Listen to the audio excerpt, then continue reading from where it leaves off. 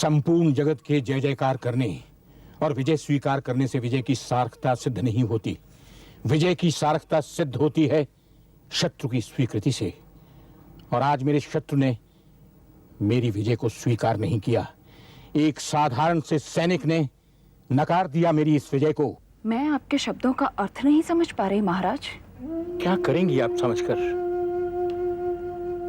मैंने समझा है तो मेरी दशा आप देख ही रही हैं।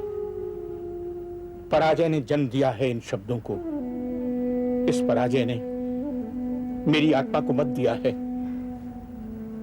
आपकी ऐसी मनोदशा मैंने पहले कभी नहीं देखी महाराज। शत्रु के एक घायल और साधारण सैनिक ने पहुंचाया है मुझे इस ग्लानिपूर्ण मनोदशा तक। आश्चर्य है, एक सूखे पत्ते ने एक वटवृक्ष को हिला दिया। सूखे पत्ते के साथ भी यदि झंझावत वेग और बवंडर हो तो यह संभव है। उस घायल सैनिक के साथ भी स्वाभिमान और आत्मसम्मान का प्रबल वेग था। वो प्यासा था, तृष्णा से छटपटा रहा था, घायल था। मृत्यु ने उसे चारों ओर से घेर लिया था। मैंने उसे जल तथा चिकित्सा दोनों उपलब्ध करवाने एवं उसकी जीवन की रक्षा का आश्वासन दिया। पर क्या महाराज? उसने मेरे सारे प्रलोभन तथा आश्वासन ठुकराकर सहर्ष मृत्यु वर्ण करना स्वीकार किया। आत्मसमर्पण तथा मेरी विजय को स्वीकार नहीं किया।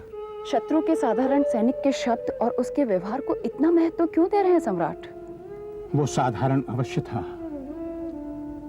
परंतु उसका व्यक्तित्व, उसकी गरिमा असाधारण थी। आप ही ने तो कहा था कि सम्राट अशोक जैसे वटवृक्ष को हिलाने वाला सूखा पत्ता साधारण नहीं हो सकता। उसका मृत शरीर युद्ध भूमि में पड़ा था। वो मर अवश्य गया, परंतु मेरे भीतर कुछ जीवित कर गया। युद्ध भूमि में असंख्य सैनिक पड़े होते हैं, फिर उस सैनिक के कारण? हाँ, मृत भी, घायल भी और प्यासे भी। मैंने उनमें से किसी की ओर भी ध्यान नहीं दिया। और क्यों देता? एक विजयी योद्धा के लिए यह आवश्यक नहीं है और ना ही यह उसका कर्तव्य है। युद्ध का उद्देश्य होता है शत्रु पर विजय पाकर अपनी और अपने साम्राज्य के मान सम्मान और गौरव को बढ़ाना। मैं यही मानता था, परंतु आज उस घायल सैनिक ने मेरी इस मान्यता को। आपकी मान्यता एक राजा की मान्यता है और वही उचित है। एक सैनिक के शब्दों पर विचार करना आपकी गरिमा के विरुद्ध है। आपको शोभा नहीं देता महाराज। रानी, आप में सम्राट अशोक की पत्नी, इस राज्य की रानी और एक शासक वर्ग की स्त्री बोल रही है। मैं जो हूं, जैसी हूं, वैसे ही बोलूंगी। समय के स्वर को अनसुना कर बोलना उचित नहीं है रानी। खड़ी हो जाइए वहां से हटकर जहां महारानियां खड़ी होती हैं। वहां से हटकर कहां जाऊं? वहां जहां एक पत्नी, एक माता, एक पुत्री और एक बहन खड़ी होती है, वहां खड़ी हो जाइए। तो आपको भी वही अनुभव होगा जो आज मुझे हुआ है। अनुभव? कैसा अनुभव? यही कि घायल सैनिक चाहे अपनी सेना का हो या शत्रु की सेना का, वो भी किसी का भाई, किसी का पुत्र, किसी का पिता, किसी का पति अवश्य होता है। उसके तन से निकला रक्त देखकर तथा उसके मृत शरीर को देखकर उसकी पत्नी, उसकी बहन, उसकी पुत्री, उसकी माता को कैसी पीड़ा होती होगी, यही अनुभव मुझे हुआ है। आप भी वहां खड़ी होकर सोचेंगी तो आपको भी उसी पीड़ा का अनुभव होगा। ये एकाएक आपकी सोच और दृष्टि में परिवर्तन कैसे हो गया? मन में पीड़ा जन्म ले ले तो परिवर्तन भी जन्म ले लेता है। मेरी सोच और दृष्टि के परिवर्तन में उन भिक्षुकों के दल ने भी महत्वपूर्ण भूमिका निभाई है। भिक्षुक? कौन भिक्षुक? ये युद्ध भूमि में भिक्षुक दल कहां से आ पहुंचा? बिना भेदभाव के वे घायल सैनिकों की सेवा और चिकित्सा कर रहे थे। लगता था आकाश से दिव्य प्राणी उतर आए हैं पृथ्वी पर। सेवा करते समय मैंने उनके मुख पर प्रसन्नता की जो पवित्रता देखी, काश उसे आप देख पाती। उन्हें सेवा करते देखकर जीवन में पहली बार मैं स्वयं पर लज्जित हुआ। मुझे आत्मग्लानि हुई और अपने दुष्कर्मों पर पछतावा। कलिंग विजय ने सम्राट अशोक के व्यक्तित्व कैसा सम्राट? कहां का अशोक? मैं अब अशोक कहां रहा? लाखों मनुष्यों की हत्या कर, उनकी चीत्कार सुनकर मेरा पूरा अस्तित्व शोक में डूबा हुआ है। सम्राट वो होते हैं जो मनुष्यों के हृदय पर राज्य करते हैं। अशोक तो वो भिक्षुक थे जिनके मुख पर पवित्र प्रसन्नता थी। वो थे सम्राट, वो थे अशोक, जिनका लक्ष्य जन के मन पर साम्राज्य है। निर्दोष मनुष्यों की चीत्कार सुनकर ये क्या है? कोई है? ये कैसा चीत्कार है? कल हाट का दिन है महाराज, सभी यात्री एकत्रित हुए होंगे। संभवतः वहीं से आ रही है चित्कार।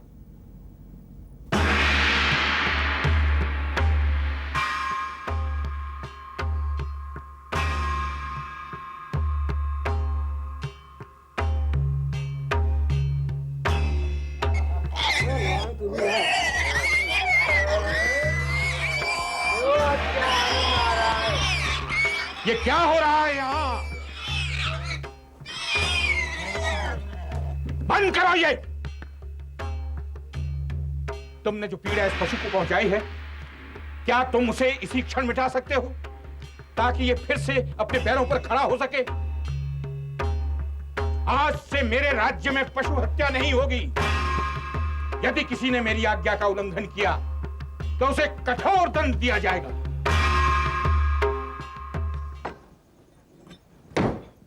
ये राज्य सम्राट की अधीनता स्वीकार नहीं कर रहा। हमें सम्राट से कहकर इस पर अधिकार करने के लिए कहना चाहिए। हमारा आगामी आक्रमण यही होगा। चलो चलकर युद्ध की तैयारियां करें। हाँ, चलो चलते हैं सम्राट के पास। सावधान, महामंडलेश्वर, महामान, महामहिम, सम्राट अशोक पधार रहे हैं।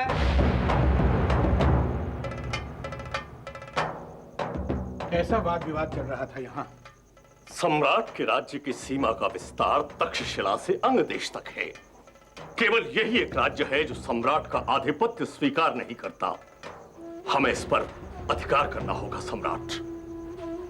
हमें युद्ध में जाने में कोई आपत्ति नहीं, परंतु हमारा एक आग्रह है कि वहां रक्तपात नहीं होगा, कदापि नहीं। क्या कह रहे हैं सम्राट? युद्ध अर्थात रक्तपात?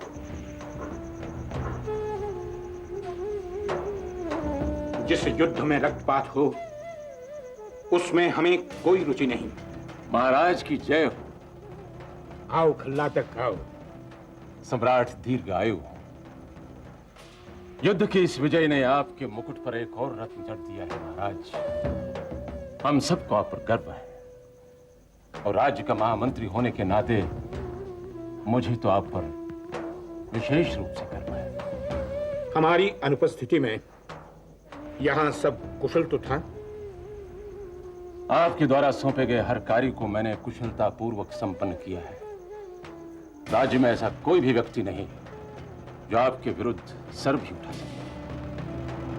पर यह मैं क्या सुन रहा हूं महाराज? क्या सुना है तुमने? यही कि आपने राज्य में पशु वध निषेध कर दिया है। हाँ, तुमने ठीक सुना है। और ऐसी आज्ञा का क्या प्रयोजन है महाराज? प्रयोजन? मूक और निरीह पशुओं का वध कर अपनी भूख मिटाना अत्यंत निकृष्ट निर्दयता है। मैं इस निर्दयता को और सहन नहीं कर सकता। पर आप ये क्यों भूल रहे हैं महाराज? इस प्रतिबंध से आप जन जन की भावनाओं को आहत कर रहे हैं। वो जन जो पशु वध करके अपनी जीविका कमाते हैं, उनकी जीविका तो कल से समाप्त हो जाएगी। वो अपने परिवार को कैसे पालेंगे? मांस खाना तो प्रकृति का एक नियम है। आप एक सिंह को एक हिरण का भक्षण करने से कैसे रोक सकते हैं महाराज? आप प्रकृति के इस नियम के विरुद्ध नहीं जा सकते महाराज। खल्लातक, तुम इस राज्य के महामंत्री हो, इस राज्य के श्रेष्ठ बुद्धिमान पुरुष। क्या तुम ये नहीं सोचते कि इस धरती पर जितने भी प्राणी हैं, मनुष्य उनमें सबसे श्रेष्ठ है? यह तो एक सामान्य ज्ञान है महाराज। मैं तुम्हारे इस सत्य को भी स्वीकार करता हूं कि एक पशु दूसरे पशु का वध केवल भोजन के लिए करता है। वो प्रकृति के नियम के विरुद्ध जा ही नहीं सकता। परंतु हम तो पशु नहीं हैं, हम तो विचार शक्ति से पूर्ण मनुष्य हैं। फिर हम मनुष्यों जैसा आचरण क्यों नहीं करते? बुद्धि की इस देन का उचित उपयोग बिना दूसरे प्राणियों को हानि पहुंचाए क्यों नहीं करते?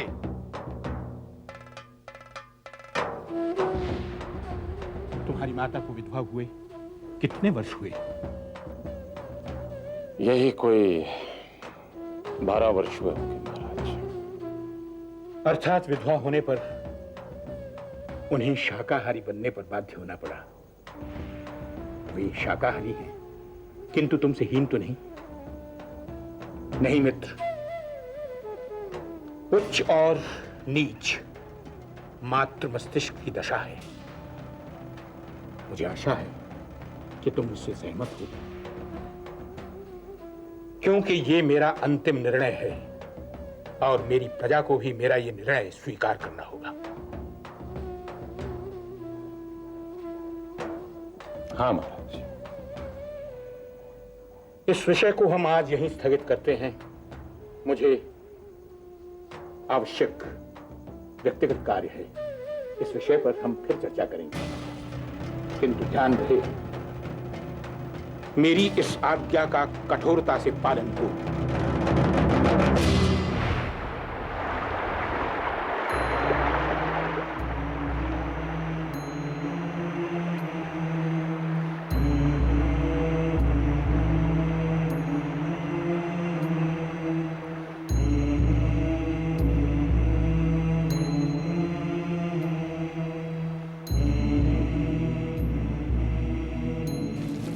महाराज प्रणाम।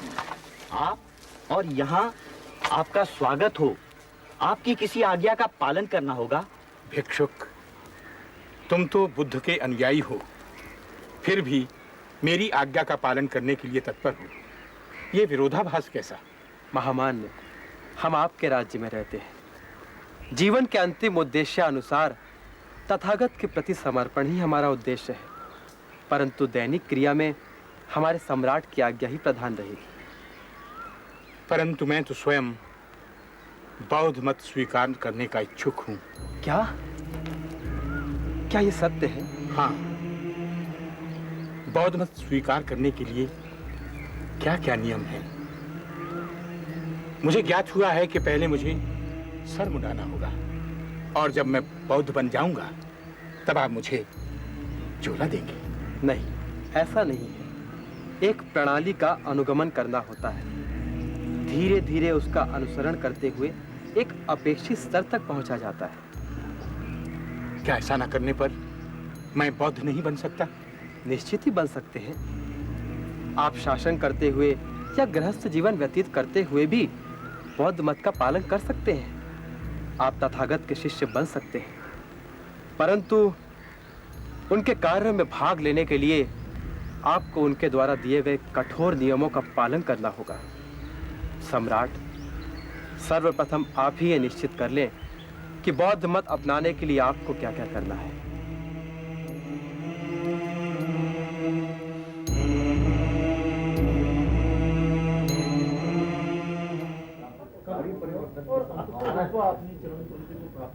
सावधान! महामंडलेश्वर, महामान्य, महामहिम सम्राट अशोक पधार रहे हैं।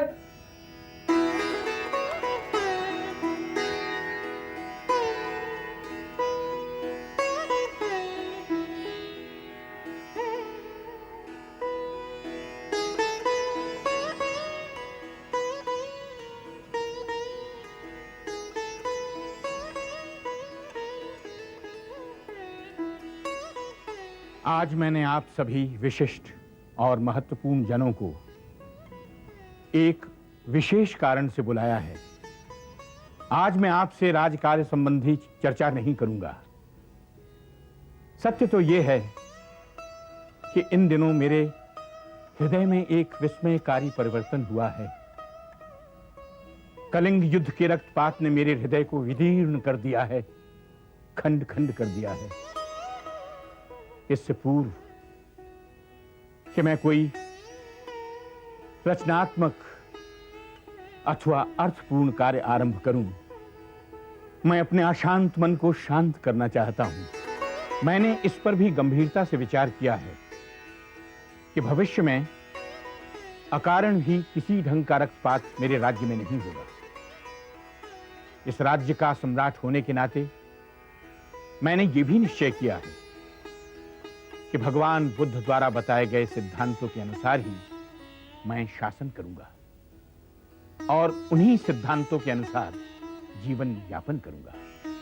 यह सत्य है कि आप सभी मेरे मंत्री, मेरे सेना नायक ब्राह्मण हैं, सनातनी हैं, परंतु अपने राजा के मार्ग का अनुसरण करना भी आपका धर्म है। फिर भी मैं कहूंगा कि आप इसके पक्ष और विपक्ष के बारे में अवश्य विचार कर लें। भगवान बुद्ध का नाम तो आप सबने सुना ही होगा। यदि आप भी मेरी भांति बौद्ध मत को स्वीकार करें तो इससे अधिक प्रसन्नता मुझे और कोई नहीं होगी। नहीं नहीं, धर्म का संबंध तो आत्मा से है सेनापति। संभव आत्मा तो सदा स्वतंत्र है, वो तो सम्राट के भी अधीन नहीं। सम्राट के विचार सर्वथा उपयुक्त हैं। हमें अपने आत्मिक विकास के लिए एवं राज्य के लिए बौद्ध धर्म स्वीकार करना ही चाहिए। धर्म परिवर्तन संभव।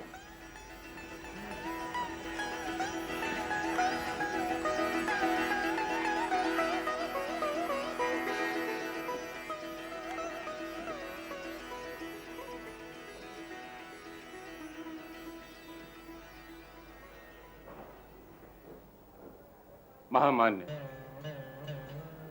हम तो उसी धर्म के अनुयायी हैं जिसमें हमने जन्म लिया है, जिसे हमारे पूर्वज युगों से मानते आए हैं और अपने पूर्वजों द्वारा बताए गए संस्कारों को हम मानने के आदी भी हो गए।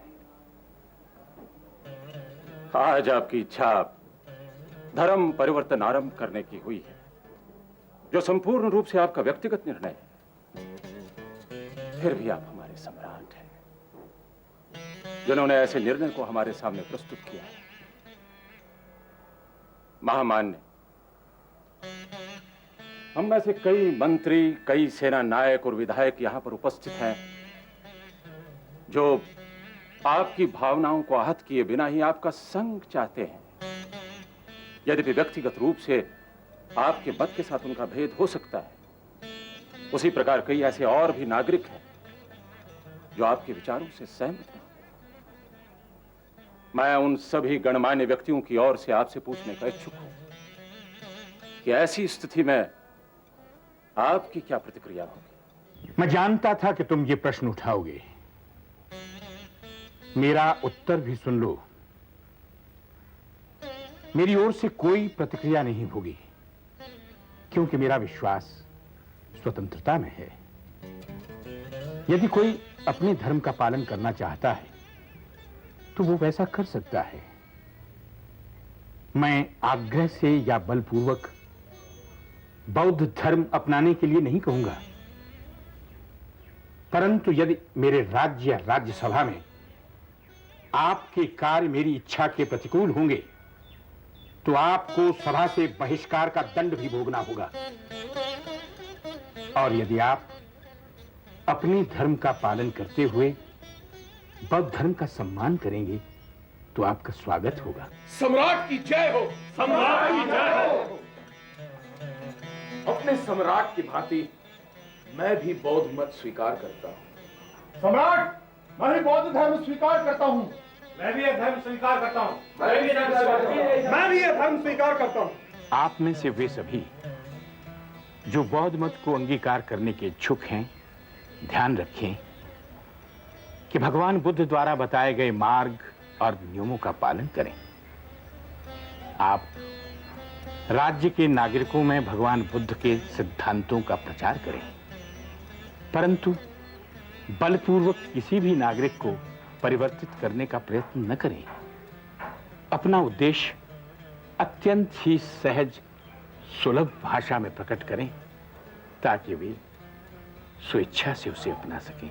इसका अर्थ तो यह हुआ कि अब हमें अपने राज्य की सैन्य गतिविधियों को भी स्थगित करना होगा।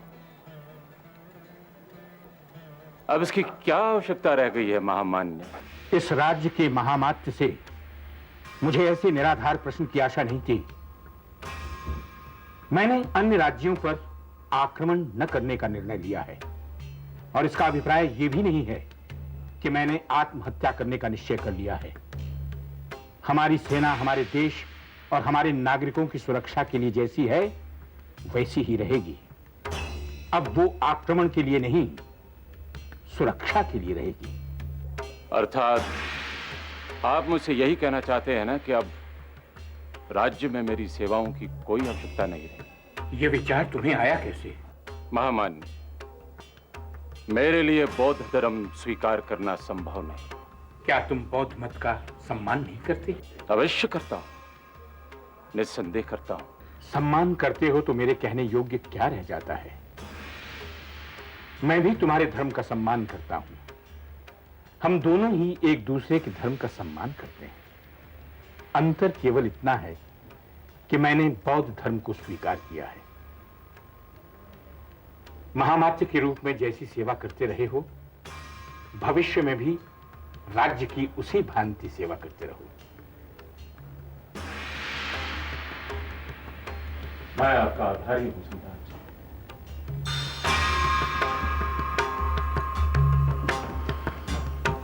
सम्राट की जय हो! सम्राट की जय हो! सम्राट की जय